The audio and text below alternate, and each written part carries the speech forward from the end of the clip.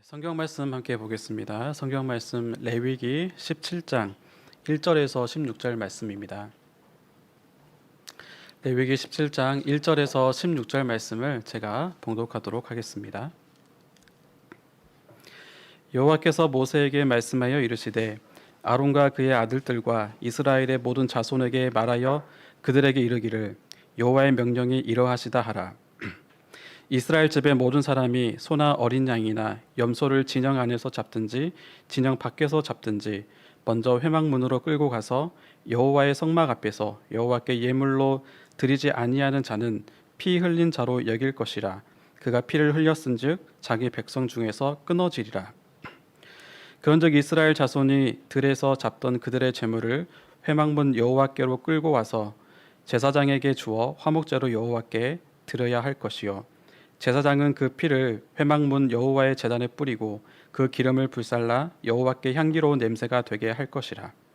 그들은 전에 음란하게 섬기던 순년소에게 다시 제사하지 말 것이니라.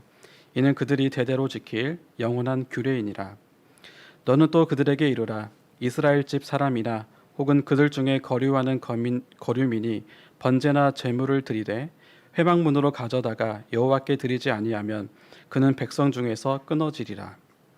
이스라엘 집 사람이나 그들 중에 거류하는 거류민 중에 무슨 피든지 먹는 자가 있으면 내가 그 피를 먹는 그 사람에게는 내 얼굴을 대하여 그를 백성 중에서 끊으리니 육체의 생명은 피에 있음이라. 내가 이 피를 너희에게 주어 제단에 뿌려 너희의 생명을 위하여 속죄하게 하였나니 생명이 피에 있으므로 피가 죄를 속하느니라.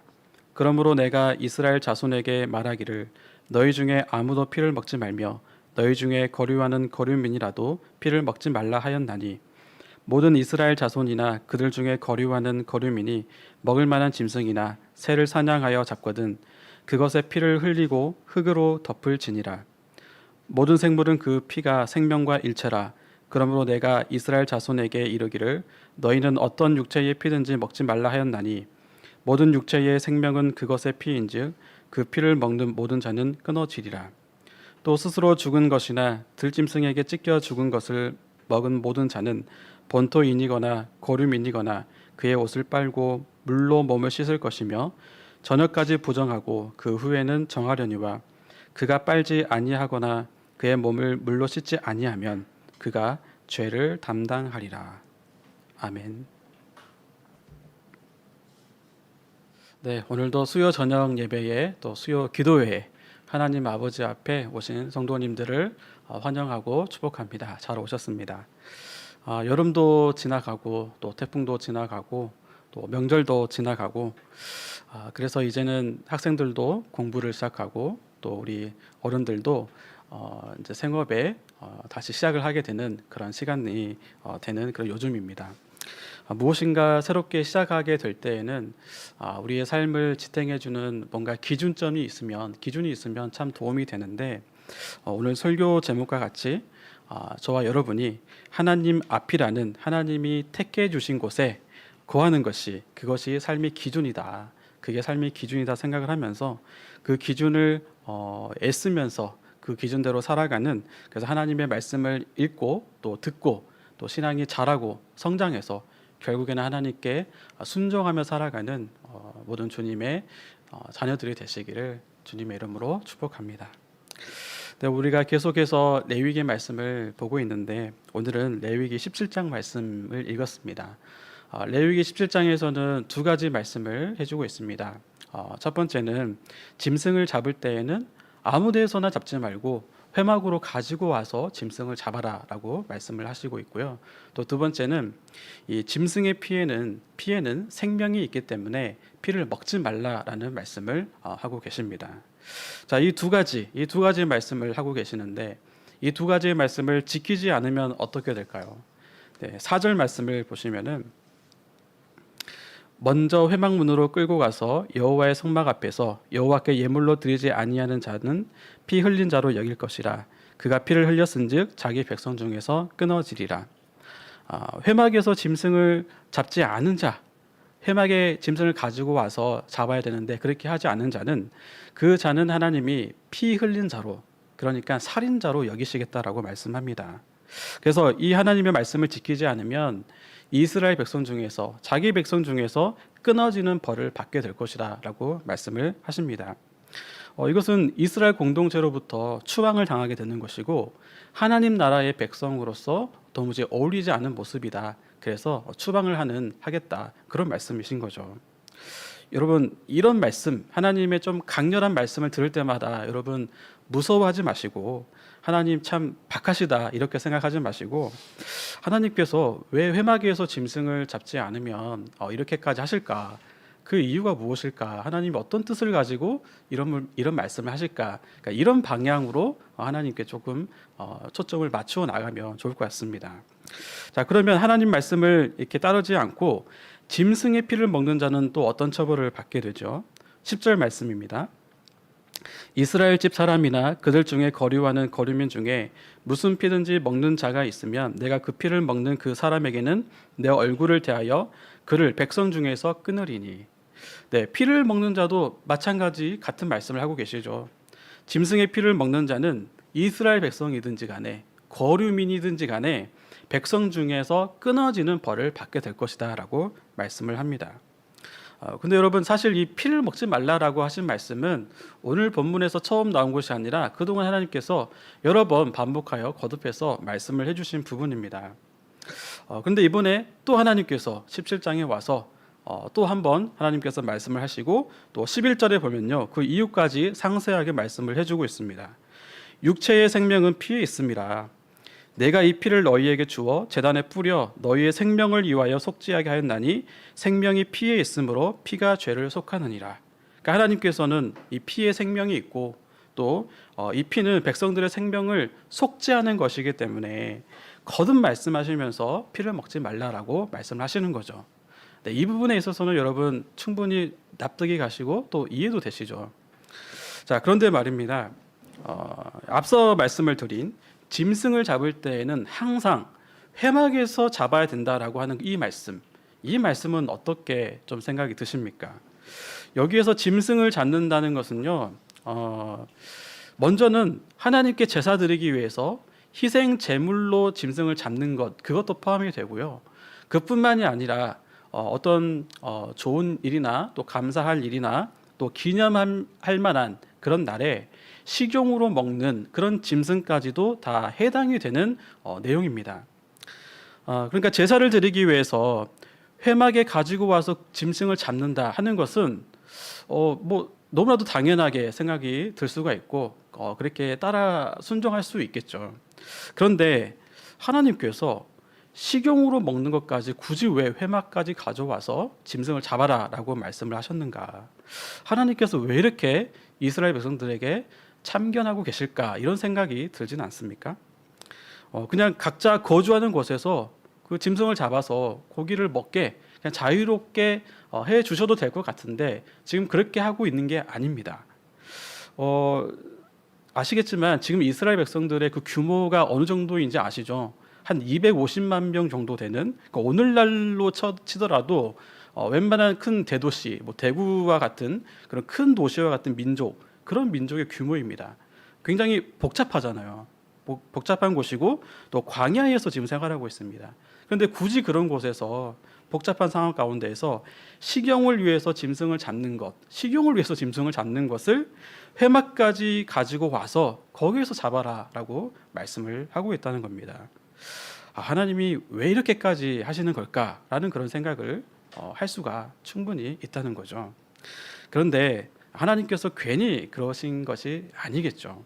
다 이유가 있으십니다. 바로 그 이유는 바로 이 짐승을 잡는 행위 자체가, 짐승을 잡는 것이 우상 숭배와 긴밀한 관계로 이어질 수가 있기 때문에 그렇습니다.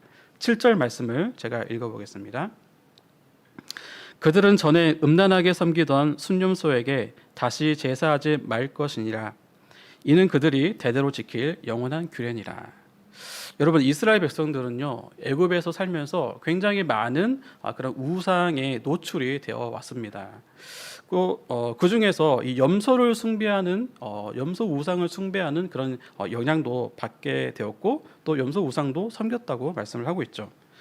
그런데 훗날 이 북이스라엘을 세운 여로보암이 남유다의 여호와 하나님을 반해서 대항해서 자기가 나름대로 종교를 만들었는데 그때 만들었던 것이 송아지 형상뿐만이 아니라 염소 형상도 만들었습니다. 이렇게 이스라엘 백성들에게는요 그런 우상 숭배 이것들이 뼛속 깊이 남겨져 있는 심겨져 있는 바로 그런 모습이었다는 거죠. 영적으로 좀 그랬고요. 그리고 또 지금 어떤 상황이냐면은 이스라엘이 출애굽을 한 지 얼마 되지 않은 상황입니다. 영적으로는요 굉장히 어린 상황이었죠. 또 하나님에 대한 지식도 아직은 굉장히 미미한 수준이었고 하나님을 조금씩 알아가기 시작하는 그런 단계였습니다. 특별히 오늘 본문에서 이 두 가지 말씀을 하고 있는데 이 두 가지의 말씀을 직접적으로 듣는 대상은 누구냐면 제사장 이전에 일반 백성들에게 지금 먼저 말씀을 하고 있는 부분입니다. 그러니까 아직 영적으로 어린 백성들이 습관이라는 게 참 무섭잖아요. 습관을 따라서 아무 데서나 짐승을 잡다 보면 그것을 우상 숭배로 나아가는 데까지 가버릴 수도 있는 것입니다. 식용으로 잡는다 하더라도 그 짐승을 잡을 때 그냥 그렇게 하지도 못하고 우상 숭배로 이어질 수 있는 가능성이 충분히 있고 또 그 우상에게 절을 할 수도 있는 제사를 드릴 수도 있는 그런 상황이었다는 것이죠. 그래서 하나님은 지금 이 이스라엘의 수준에 맞춰서 눈높이에 맞춰서 제사를 위한 경우이든지 아니면 식용을 위한 경우이든지 간에 모두 다 짐승을 잡게 되면 회막에 가지고 와서 짐승을 잡아라 라고 말씀을 하고 계시는 겁니다. 또 아울러서 이제 가나안 땅에 곧 들어가야 되잖아요. 네, 물론 아직 한참 남았지만 가나안 땅에 들어가게 되면 그곳에서는 곳곳에서 짐승을 잡아서 산당을 만들어서 우상을 섬기는 그런 문화가 편만해져 있었거든요. 그래서 지금부터 하나님께서는 그런 우상 숭배의 문화와 구별될 수 있도록 이스라엘 백성들을 가르치고 있고 하나님만 참되게 예배하는 것을 가르쳐주고 있는 부분이라는 겁니다. 여러분 혹시 앞서 제가 말씀을 드릴 때 하나님께서 짐승을 잡을 때 회막에서 가져와서 잡아야 한다 이 말씀 때문에 하나님이 너무 꽉 막혔다거나 아니면 융통성이 없는 분이시다라고 생각을 할 수도 있는데 그럴 필요는 없습니다. 신명기 12장에 보면요 가나안 땅에 들어가게 되면 가나안 땅에 정착하게 되면 거기에서는 더 이상 물론 제사를 드릴 때에는 아무 데서나 제사를 드리는 것이 아니라 택한 곳에서 제사를 드리라고 하지만 식용으로 짐승을 잡을 때에는 그때 들어가서는 너희들이 자유롭게 하라라고 말씀을 하십니다.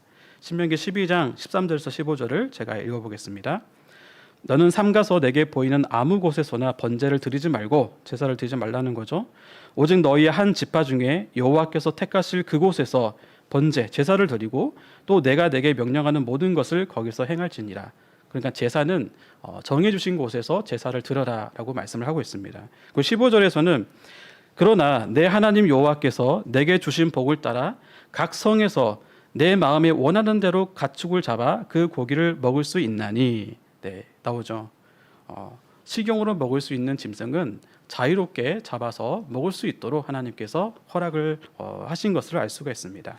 그러니까 오늘 말씀은 오늘 레위기 17장 말씀은 이스라엘 백성들이 가나안 땅으로 들어가는 그 준비하는 여정에서 지금 광야에서 하나님의 백성으로서 지키고 순종해야 될 내용에 대해서 말씀을 해주고 있다는 겁니다. 이스라엘 백성들이 광야에서 하나님의 이 말씀대로 짐승을 잡을 때마다 제사 드릴 때도 당연하거니와 또 식용으로 먹을 때에도 그 짐승을 잡을 때마다 회막으로 나아갈 때 하나님의 임재가 있는 그곳으로 나아갈 때에 내가 지금 하나님 앞에 나아가고 있구나 라는 것을 인식을 하게 되겠죠. 그리고 회막 앞에서 그 짐승을 잡을 때 그래 맞아 그 하나님께서 여기에 계시는 그 하나님께서 우리를 애굽에서 인도하시고 또 우리를 이끄시고 우리와 함께 하시는 하나님이시다라고 하는 것을 알게 되겠죠. 또 고백할 수가 있게 되겠죠. 네, 이 부분이 바로 오늘 메시지에서 핵심적인 부분이라고 할 수가 있습니다. 그렇습니다. 하나님은요 이스라엘 백성들에게 늘 관심이 똑같습니다. 이스라엘 백성들이 하나님을 기억하기를 바라고 하나님 앞에 나오기를 바라고 그래서 하나님께 감사를 하기를 바라고 하나님께 예배하는 것 그것을 하나님이 늘 바라셨던 거죠.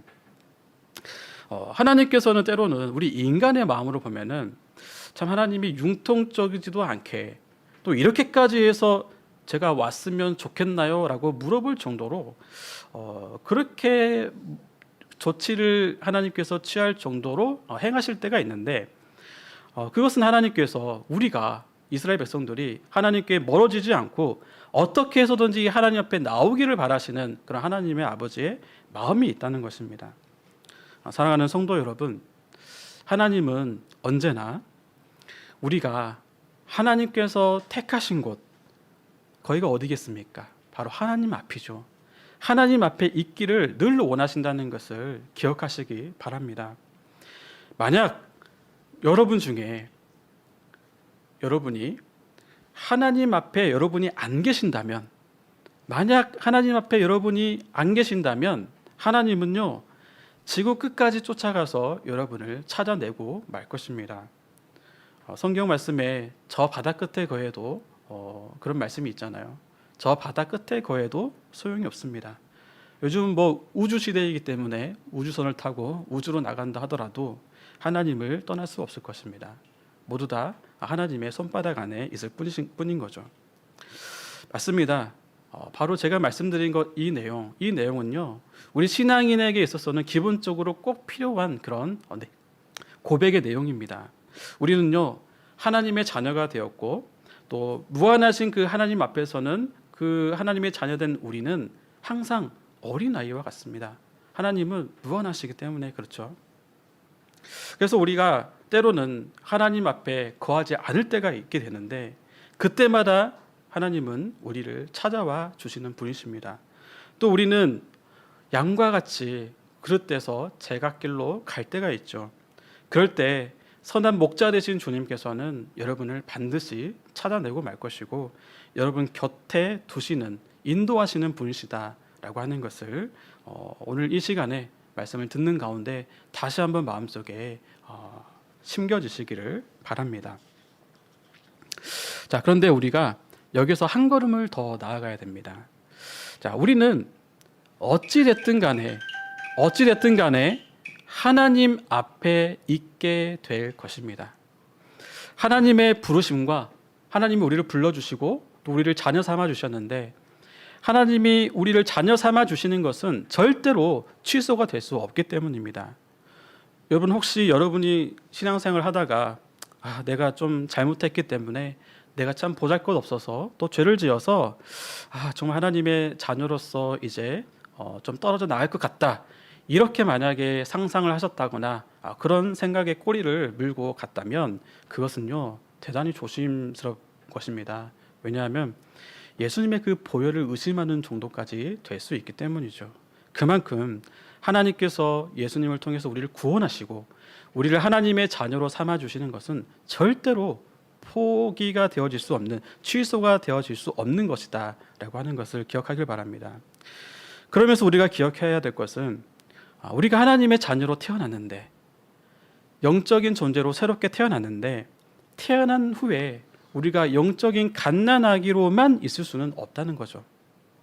여러분, 아기가 태어나서 몸이든 또 지적인 능력이든 감성이든 성장하지 않으면 그 아이의 부모의 마음은 얼마나 가슴이 아프겠습니까?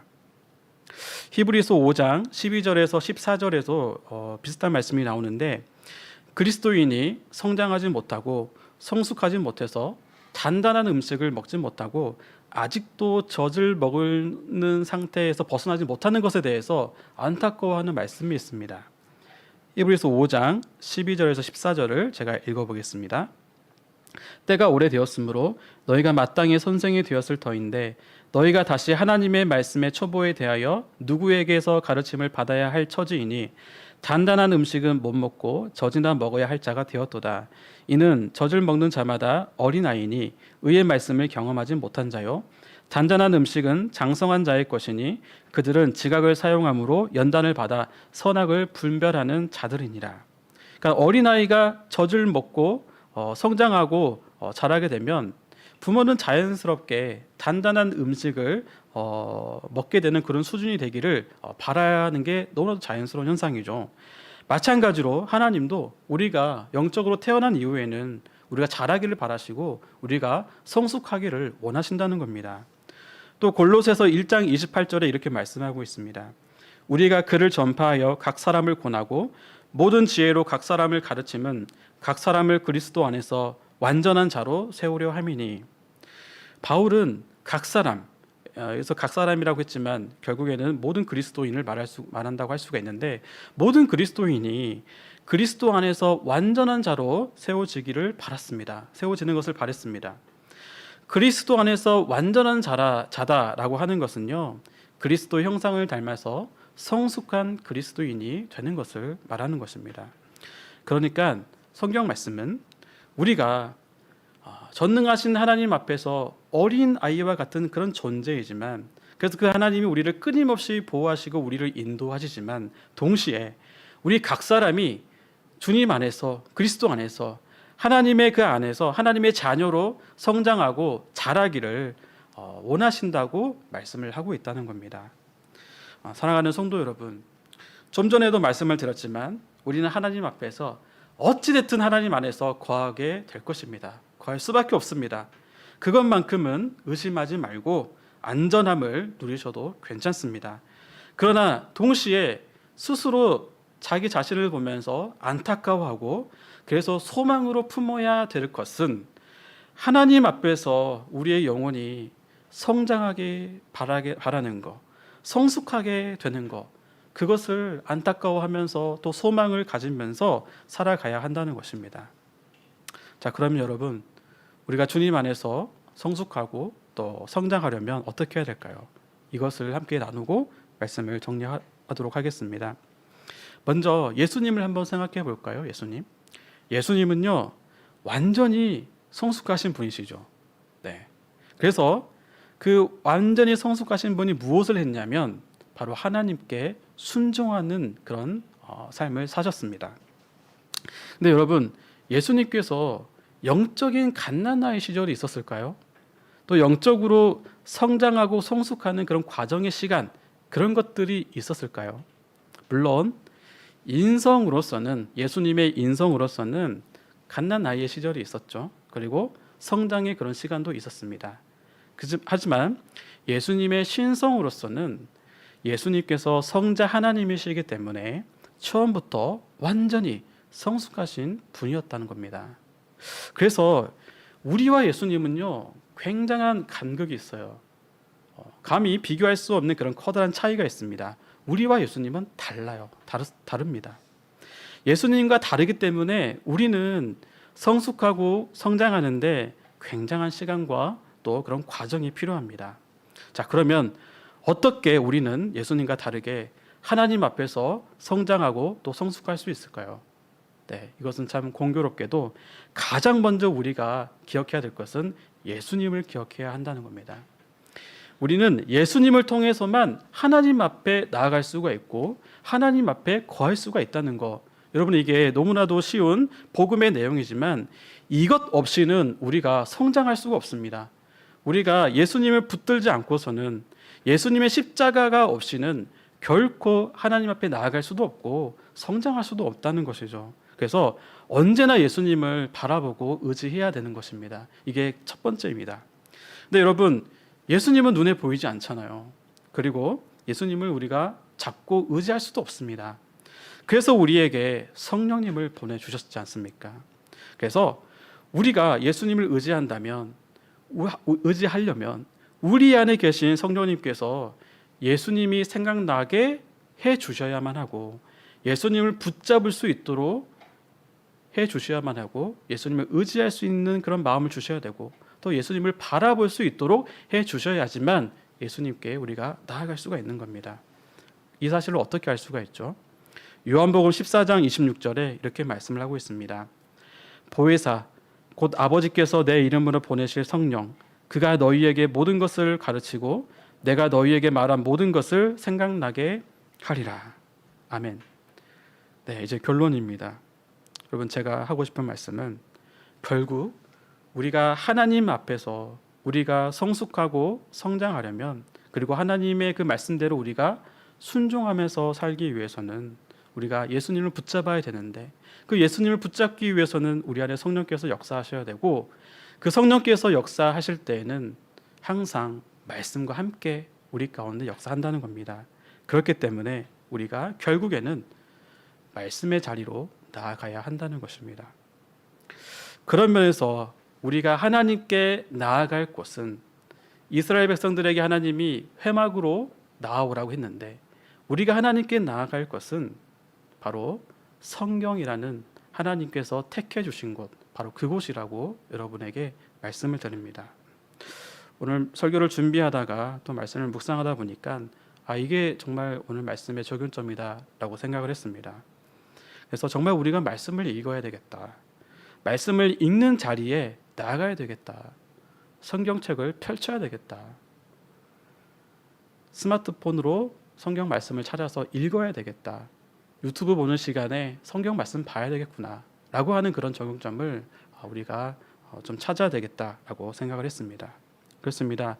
우리가 하루하루 살아갈 때에 말씀을 읽는 자리야말로 하나님께서 택해 주신 곳이다 라고 생각을 합니다. 말씀을 읽어야지만 이스라엘 백성들이 하나님의 말씀을 듣고 짐승을 잡으러 회막으로 나오는 것처럼, 그래서 우상을 섬기지 않는 것처럼 성경 말씀을 읽고 들어야지만 하나님의 뜻이 무엇인지 우리가 알 수가 있고 그 안에서 우리가 성장하며 영적으로 성숙하며 그리고 예수님처럼 하나님께, 아버지께 순종하며 살아갈 수가 있다는 겁니다. 사랑하는 성도 여러분, 여러분 육체가 힘들고 또 몸이 찌뿌둥하고 지친 것 같고 아무것도 하기 싫어서 이불 속에 계속 있고 싶을 때, 그럴 때가 종종 있죠. 그럴 때 아무것도 못할 것 같은데 마음 한번 먹고 스트레칭을 한번 해보거나 또 운동을 하러 밖에 나가 보면 다시 일상을 살아갈 수 있는 그런 체력이 생기게 되는 것을 경험해 보셨을 겁니다.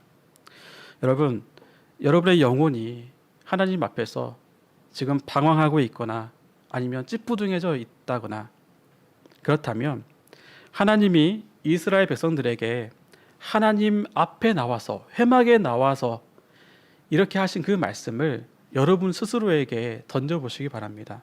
그 말씀을 여러분이 가지고 와서 여러분이 스스로에게 하나님이 택하신 곳, 하나님께서 부르신 그 말씀의 자리, 말씀의 곳으로 나아가라 라고 한번 외쳐보시기 바랍니다. 그래서 성경을 여러분이 하나씩 읽어 나아갈 때에 성령님께서 여러분을 도와주시고 또 여러분의 영혼을 일으켜 세워주시고 성장시켜 주시고 성숙시켜 주셔서 결국에는 아버지의 뜻에 기꺼이 순종할 수 있는 자리로 나아갈 수 있도록 인도해 주시리라 믿습니다. 마지막으로 히브리서 4장 12절 말씀을 읽고 마치겠습니다. 하나님의 말씀은 살아있고 활력이 있어 좌우의 날선 어떤 검보다도 예리하여 혼과 영과 및 관절과 골수를 찔러 쪼개기까지 하며 또 마음의 생각과 뜻을 판단하나니. 아멘. 여러분, 하나님 앞이라는 그 택해 주신 곳에 여러분이 언제나 있기를 간절히 바랍니다. 그리고 동시에 살아있는 이 하나님의 말씀, 성경 말씀을 읽으시면서 영적으로 성숙해져 가시고 또 성령님의 도우심을 받으시고 그래서 기꺼이 주님께 순종하는 그런 인생을 살아가시길 주님의 이름으로 간절히 축원합니다. 함께 기도하겠습니다.